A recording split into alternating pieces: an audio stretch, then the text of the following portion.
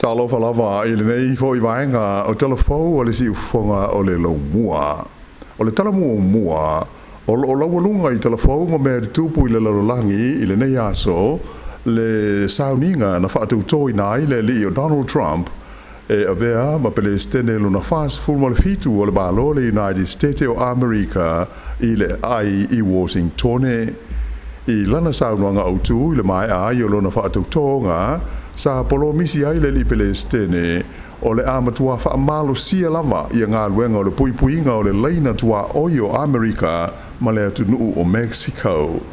E le ngata I lea, ai te le isi polo inga wha pele stene ua I whaia e mawhaiai o na whaatino nisi o folofolanga sa whaia a o lumana I ai le palo te tele I le masi no nove ma te luai.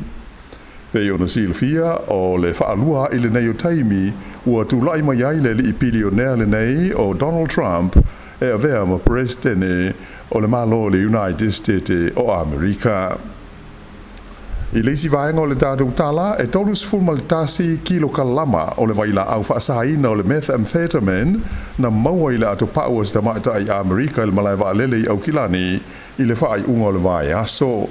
Whaai lo mai le ofiso le tiute o le nei mawhine e ruas fulfatu sanga le matua o se tangata nuu America na taunu wana I au kilani I le malanga se waalele mai le ai o San Francisco I le aso se fulma le valu o Januari.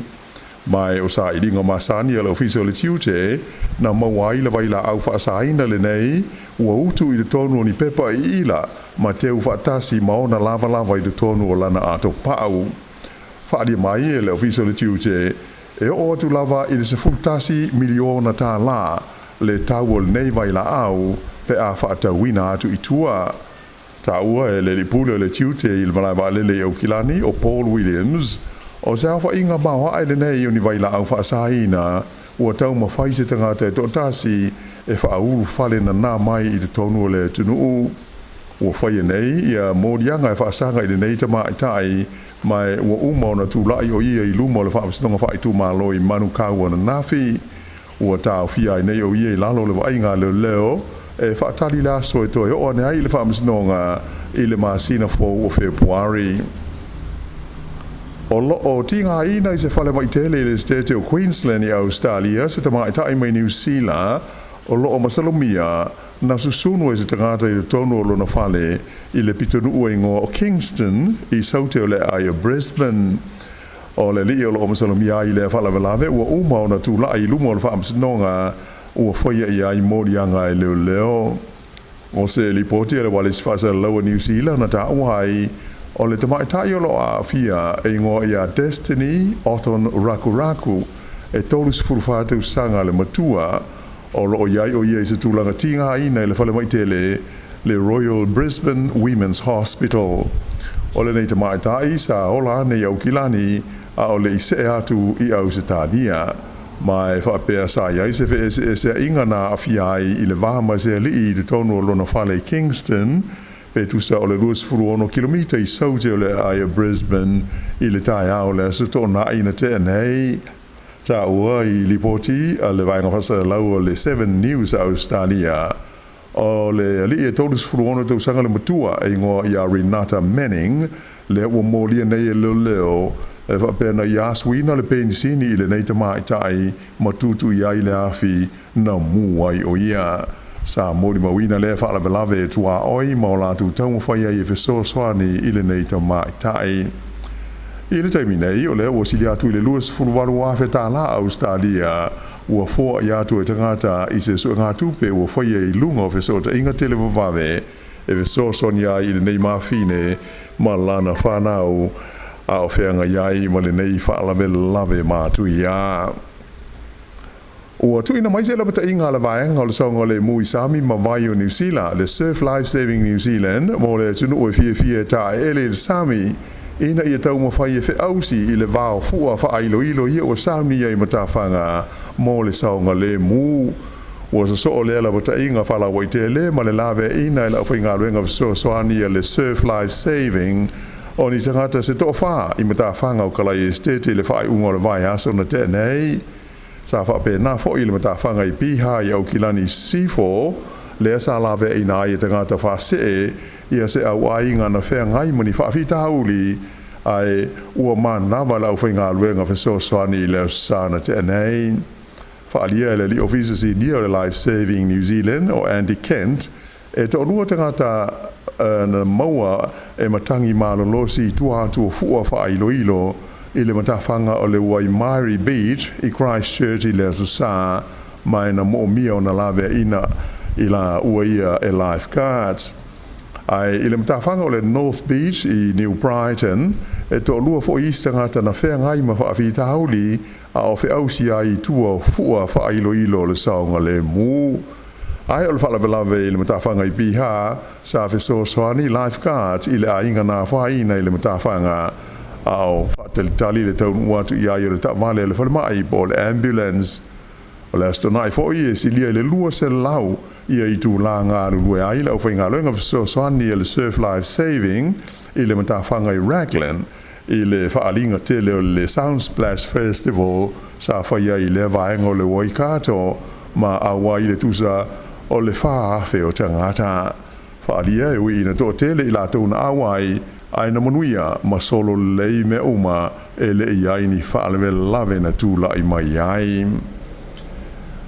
O le fesuia inga ma le toe whaatulanga ina o matawha ioia min style kapeneta le whaungo le vai aso ua whaavai nai ma se tofi min Tala Fou le ua ta ua o le min star mo le motu i saute. O ia ua tofia e avea maunua i min star le motu i saute o le whaipule o le tu malo rangitata o le li iswafa ia James Mika. Whaadia mai e le palemia ia Christopher Laxton o le min star mo le motu i saute e le iai de tono le saufa inga masani le kapeneta ai o ia stasio min star e tua o le lio o le kapeneta. Whailo mai le pule nuu o le Io Ashburton o Neil Brown e talusia o le aonga le sitia o le tūlanga o le lato whaipule o James Mega e wha malo si aiso tanga o lona i tu malo ma le taita inga o le whainga malo i Wellington. O isi matawha ioia le min star o le motu i saute e au fiai le vaenga o tūpulanga Tala Fou ma whainga whaiva o ia foi o le min star langolango o au wala o whela ua inga. O lea ua maua le tino mali o le tangata leana le iloa a o ta ele ma tie i se jet ski i le vaitu loto i tau pō i la ua uli o le aso sā. E to alua ni ali sa tie i le jet ski na tupuai le whalavelave ma e sa mawhai o na avane iuta i e leisi ai leilo ai le tasi i te tonu le vai. Le lafa to a maua no na tino mali i la songa fuana nafi e le au mahulu a leo leo. Ua whaanga solo i e suenga leo leo i le maliwai o se li i le whale maitele i Wellington i le sana tenei ona o se misa na whaina ai i le pitanu o Bolcott i Lower Hutt i le masina o te sema. Whaalieva pe o le ua maliu sa awinane i le whale maitele i Wellington ona oni manuanga i lo naulu mai se vevesi na afiai i le asafora i le luas fulfitu o te sema. Alo fia i loa i leo leo le mea tonu na tupu a tō maisi whaamtalanga i tūsai o lea whaalawe lave. Lipo tia mai e leo leo i au kilani lo lātou tāu fia ai o se ali ua masalomia i lona whaapaina o se whana i whawhane o le whale maitele i Middle Moa i le amatanga o le masina nei.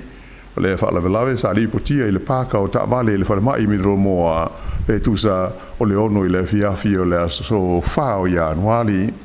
Whaalia e Sean Vickers o le ofisa o leo e le aise tasi nā whaina pe manua ai i la lea whaalawe lave. Whai unga lau le vai aso na tenei sa sue nai e leo i e se whale i manukau na masalumia i lea mata upu o whaiene i ei mori anga i la lea tangata. E tele nisi tāwhola ua mamate ina ua toe whoiane ma toa lia ai le matawhanga o le farewell spit i le tumutumu o le motu i saute i aso so e lua ua tua na e tunei. Tusa ma le tolu se fulu la whaia ni tāwhola sa toa lia ai e lata i le motu ingo o le Pakawau Inlet i le Golden Bay i le fiafi pō le astonai. Na ma whaio na whaasauina nisi o ia ma toe whaafoi ai i le Sami Beitai na toe toa lia foi ia lava i le tolo o le Tomati Point muli ane ai. Ele ngata i lea, sa whailo mai foi e le sui pule o le ofisa o le sisi manga i le Golden Bay o Andrew Lamasan e se fulu tasi isi tāwhala sa to alia fo ile mta whanga lata ile tau pata point ile tai hau la songa fuana nafi mai o le tele lavo nei a sa mawhai na whaasawi na matoi whaafoi ile sami o lo tau mwhoi pēl mta ngā luenga viso soani i tāwhala nei e whaafoi atu ile sami peitai na ta ua a whai e le mwhai o lono inga o le ate tau na whai e aise fuafuanga. O le ale te whaia i le lau mua i Wellingtone le whaalinga o musika le ta ua o le Homegrown Music Festival lea ua se furu walu tau sanga sa soo o whaia pēr i le o ngā te tonu o le taulanga. O le whaalinga o le tau sanga le nei le Māsina o Māti o le teimi muli muli lea o le a whaia i le nei whaalinga i te tonu o le lau mua. Whailo mai le whaatonu o le whaalinga o le liingo ia Andrew Tuck e tele ni mafua ngaonga o whaia ina ia sui ai ia le nofuanga e awa i ai lea whaalinga i tau sanga te tasi.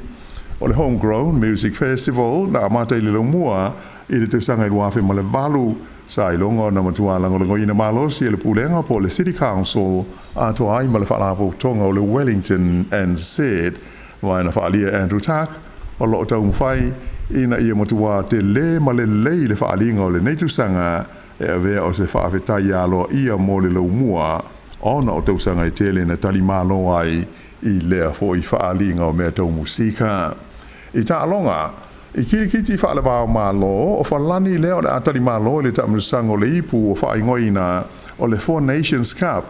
o ta alonga pupu e ta iluas fulu ova po le T20 e whaia lea i New Caledonia i le Māsina o Māti. O lo ngā lue whawarua ai whalani ma le whaalapo tonga o kirikiti a New Caledonia i le tamusanga o le a whaafoina i lalo tu la fono ma ia inga masani le komiti o pulenga o le kirikiti le lalolangi le ICC.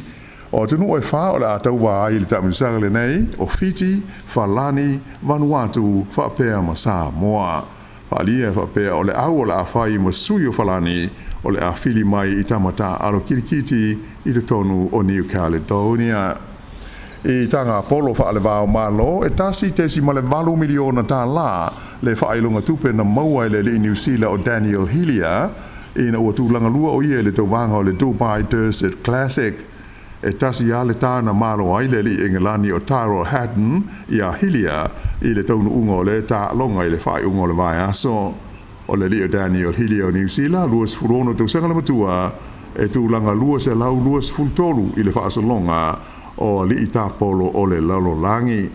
O le isi New Zealand sa tau wai i Dubai o Ryan Fox na ia maua le tūlanga se fulu. I tālonga soka o le vahenga mua o tālonga sa ilia ia vanoa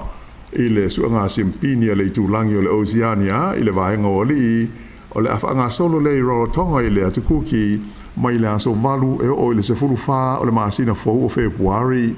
Whailo mai e le pulenga o tālonga le Oceania e whapea e tolu au o la tau wa ai le vaenga mua leo le taaminosanga o awia e au fiai le au o le kalapu e whaingoina o le Royal Puma mai Amerika Sāmoa. Whapea le au o le kalapu a Waipuna mai Sāmoa ma le au o le kalapu soka o le Marairenga a le atukuki po o le Cook Islands o le au e malo ai le taaminosanga e mauano nā wanoa e tauwa ai i le liki a le OFC mo ta alonga soka le i le tausanga le nei lua o lua lima e whaia le i le Solomona mai le aso tolu sefuru mati e o atu i le sefuru lua o Aperila. O le au soka se kalapu mai le ai o au kilani o lo umia le siampini o lea fo i ta aminsanga i le teivi nei. I la kopi ua whailo mai o le ale mawhai ona ta alo se tasi o li wha moina o le leina i tua o le au o le moana Pasifika i le taunasanga atoa o la kopi supa le Pasifika i le neitu sanga ona o se manu anga lo a fia ai o ia lea o le alo Sāmoa ia ne ria foma ai o se tasi o le ita alo wha moina i le leina i tua o le moana Pasifika i le tausanga ua mawai lua o lua wha. Whaelo mai le pulenga le moana Pasifika sa wha manu alia le nei alo le tunu ua o ta alo ai mono na au whai tū malo le Hawke's Bay i le tamusanga o le NPC i le tausanga na te nei. I au le whaiunga le nā o Tala Fou.